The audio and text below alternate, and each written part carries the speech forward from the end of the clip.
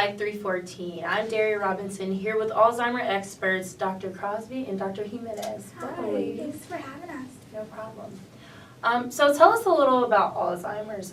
What are some of the symptoms that we can look for in early diagnosis of the disease? So Alzheimer's is a neurodegenerative disease, which basically means progressive loss of function of neurons in the brain. Some of the symptoms you can look out for, like one of the most common is memory loss, which is gradual loss of cognitive function as the patient gets older. Also, intergrade amnesia, which is the inability to acquire new memories, and also deficits in goal-oriented behavior. So for example, a new patient with Alzheimer's may have a new grandchild in the family but won't be able to remember their name, and it'll only get worse from there, their memory. So. Okay. I wasn't aware that those were some of the symptoms. I know that Alzheimer's is a disease of the brain. Is there any biological deficits that cause the disease, as well as is there any like genetic precursors to contracting the disease? Yeah, so good question.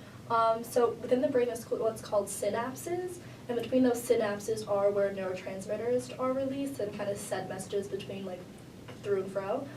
So what happens with Alzheimer's is there is a presence of a protein called beta amyloid, and as a person ages, this beta amyloid, they get lodged between the synapses and just more and more start to accumulate between the synapses to a point where neurotransmitters can no longer be exchanged between synapses. And then along with that, there's what's called tau protein tangles within the inside of the synapse, which kind of just strangles from the inside and ultimately results in cell death. And then in terms of kind of genetics, there is an allele called apoprotein E. And that allele is located on the chromosome 19 in people. But what's the problem with that allele is that there's no definite fact that you will absolutely have Alzheimer's as a result of the allele.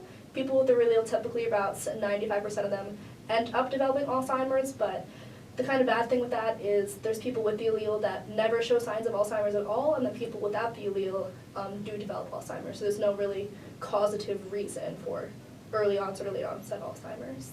Okay. So with no genetic precursor, is there any treatment for Alzheimer's, like in the event that someone does develop it? Well, yeah, there's a thing called acetylcholinesterase inhibitors, which basically catalyzes the breakdown of acetylcholine. Also, drugs like donepezil inhibit acetylcholinesterase, which enhances extracellular activity of acetylcholine. However, this only slows the progression of the disease. It's not a cure. So. Okay. So without a cure, is there prevention at all? Yeah, so there are studies that show that people with higher cognitive function actually show less signs of development of Alzheimer's. So people with higher IQs, higher education, but the thing is it really needs to be started early on in life. So from childhood, really just stimulating the brain through any activities, whether it be really going to school, reading books, anything like that, really just stimulating the brain as early as possible in life, just creating those as many synapses as possible. So if you do end up developing Alzheimer's later in life, you just have so many synapses. So some people, they post-mortem, they do autopsies, and they find that, yes, like beta amyloid is found in the brain, but the person never showed signs of ever having Alzheimer's because they just had such a bank of synapses for the disease to kind of pick and choose from. And then also along that, fun fact, there are studies that show that people that have high diets of spicy foods all throughout their life, they have a less buildup of beta amyloid in their bodies at all. So there's places in Asia where they've been doing studies, and there's such a slow rate of Alzheimer's, and they kind of correlate it to having a diet full of spicy foods. Wow, I love spicy foods, so I guess that means I'm less likely to get Alzheimer's. That's great. All jokes aside, though, Alzheimer's is a very serious disease, and although with the preventative measures and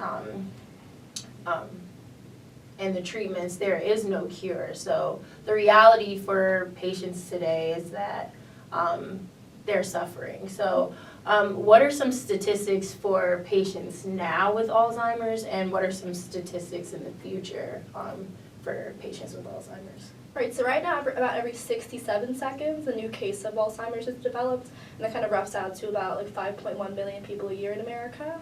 And we're projecting by the year 2050 for it to rise quite a bit, and it's going to be about every 33 seconds there's going to be a new case, which will bump the number up quite a bit to 16 million people a year. So it is really important that we do find a cure pretty soon so we can help these patients.